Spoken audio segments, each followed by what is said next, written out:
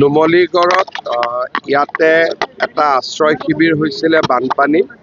1 number পাৰঘাট গাঁৱৰ বান আক্ৰান্ত ৰাইজ ইয়াত আছে সকলোৰে মই খবৰ ললো স্বাস্থ্য শিবিৰো অনুষ্ঠিত হৈছে ডক্টৰসকলৰ লগতো কথা পাতিলো যাতে ডায়েৰিয়া আউটব্ৰেক আদি নহয়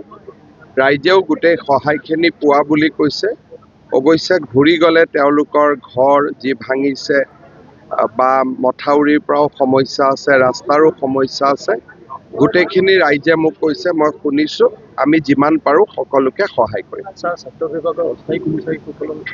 তেনেকুৱা কথা বুলিতো নাই যি য'ত পাইছো কৰিছো খালি অস্থায়ী কৰ্মচাৰী বুলি ক'লে কি বুজি বা কি বুজা যাব সেইটোৱে সমস্যা গতিকে এপ্লিকেশ্যন থাকিলে মই চাই দিব পাৰিলোহেঁতেন এইবিলাক মই কমেণ্ট দিব খোজা নাই পুলিচে ব্যৱস্থা লৈ আছে আমি চেষ্টা কৰি আছো দিল্লীৰ পৰা টকাখিনি অনাৰ কাৰণে